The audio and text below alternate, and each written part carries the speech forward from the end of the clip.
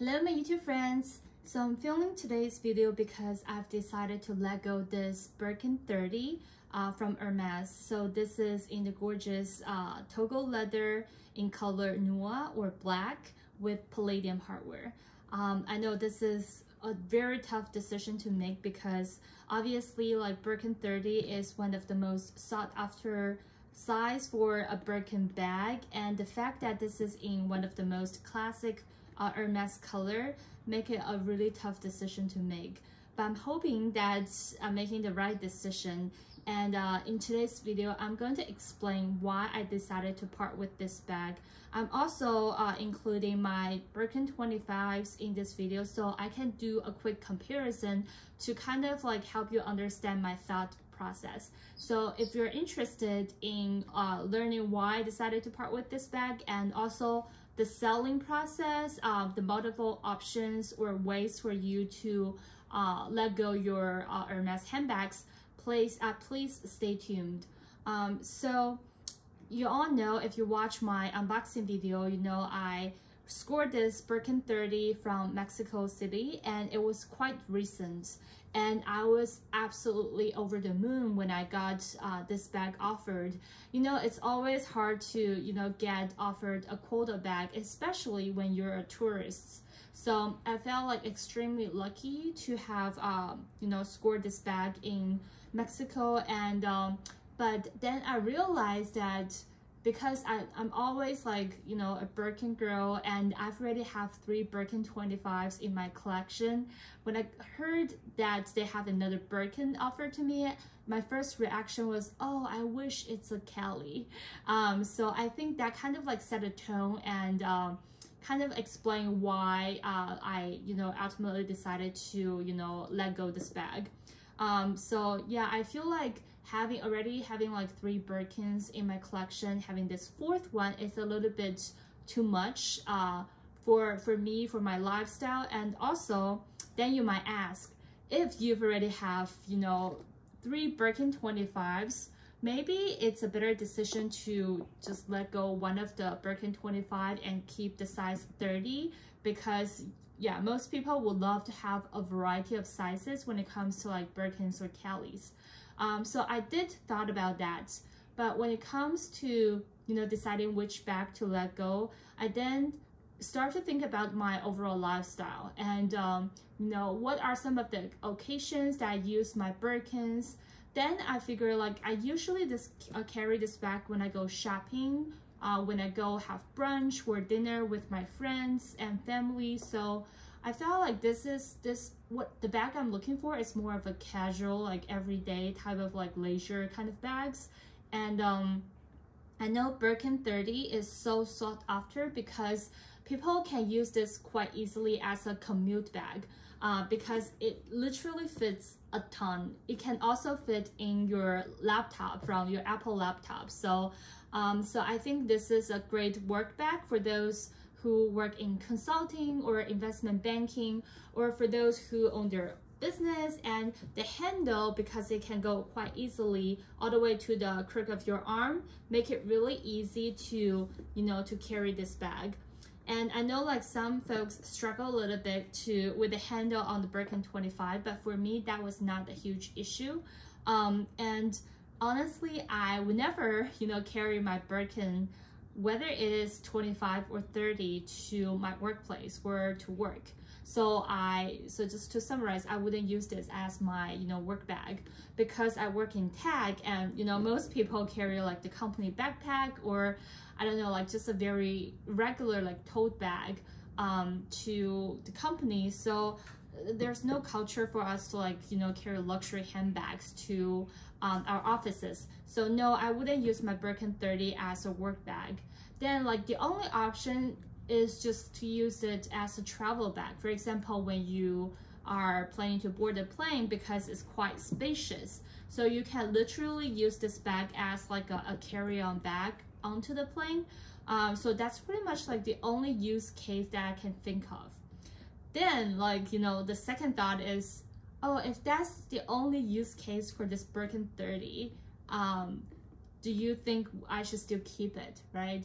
because I feel like having the bag sitting, you know, idle on a shelf, yes, you can, you know, admire the bag every time you walk past by a shelf, but if you don't use the bag that much, I feel like sometimes it's a waste of resource.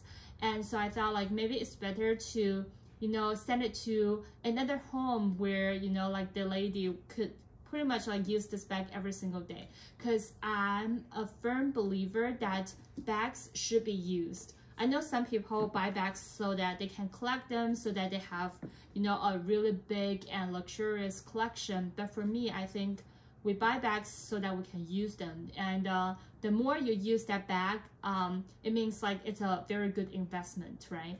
So that's the primary reason that I decided to part with this bag. And when it comes to, you know, like the selling of the bag, it's quite straightforward. You know, like there are multiple websites in the US. So one is Fashionphile and the other is The RealReal. So those two consignment websites, they have like different business models. I personally prefer Fashionphile because they can just give you the quote and then they do buyout of the bag. So for example, I don't mind sharing because for this bag, I got quote like 20,000 US dollar. And in my previous video, I mentioned when I bought this bag in Mexico City, it was roughly around like 13,000 US dollar. And if you buy it in the US, it's even cheaper, right? Because I think US retail is approximately like 11,000, and you can add the tax, but depending on like whatever you live. So that's why I would say like it is a really good investment, even if the option that you have is to buy out the bag. All right, so between RealReal and Fashionphile, I personally would recommend Fashionphile because buyout is so much easier than just like send the bag over to the RealReal for consignment. Because I heard really horrible stories of people might get their bag scratched, or because like for me, this is a brand new bag, so I wouldn't want that to happen. Or sometimes like I don't think this will happen to Hermes bags, especially the Birkins or Kelly, but for the other designer handbags, they might lower the retail price without, you know, telling you. So all of a sudden you realize your bag was sold at a much lower price than you expected, and they charge a very big commission, you know, percentage based on, you know, like different price level of the bag. So yeah, between the RealReal and Fashionphile, I will highly recommend, you know, the buyout option from Fashionphile. And so this is how I'm going to sell this bag. But just to keep in mind, for Fashionphile, they do charge like, they don't charge the fee directly to you, but when they list the bag on their website, they usually, you know, charge like maybe 30, at least 25% markup. So let's say like they collect the bag from you, pay you like 20,000 US dollar. They sometimes sell it for like 25,000 US dollar. So they can make a big profit out of selling this bag. So that's why like you also have another option to sell yourself. For me, I feel like that's just too much hustle. Or you can work with, you know, some resellers. There are some like really good resellers who have like a big, you know, customer base. So you can just work with them and then they can help you consign or sell for you. So those are the selling options. I would say like just to summarize, for me, when do I realize that this is a time to sell or like let go this bag? It's when you realize that you don't reach for the bag, or you can't imagine yourself like carrying this bag, or you can't even think about like some of like the use cases where you can like, you know, bring this bag out. So for example, I would never bring this black Birkin 30 into a wedding, right? Can you imagine that happening? I think it would be really weird. But at the same time, I don't have that many like, you know, conference calls or like, you know, like business meetings to go to. So that's why I feel like, yeah, if I keep this bag in my collection, I feel like this will be just like sitting beautifully on the shelf and collecting dust. So it's better to just let her go. But with the money that I'm collecting, And obviously I'm also making a profit out of selling this bag, although this is not the purpose of me like getting into Hermes and like, you know, and buying the bags. I would love to like save up those money and wait for my next Quota bag. I've already made it really clear to my sales associate that I do want the Cali. I do want to add the Cali to my collection, preferably the Cali 20 or like the mini Cali, where it comes with a strap and it's like really tiny, very small, very cute. So that will be my next, you know, dream bag. So fingers crossed I will get that bag. So last but not least, let me just do a very quick comparison between the Birkin 30 and the Birkin 25. As you can see, like they do vary in size. Although like the weight wise, they're quite similar. So I wouldn't worry too much about Birkin 30 being too heavy. But it's definitely a much bigger bag compared to the Birkin 25. So that's why when I go shopping, I would not want to carry this bag. But when you want to go on to a short trip, definitely I will highly recommend it. And if you wear it on the crick of your arm, this is how it looks.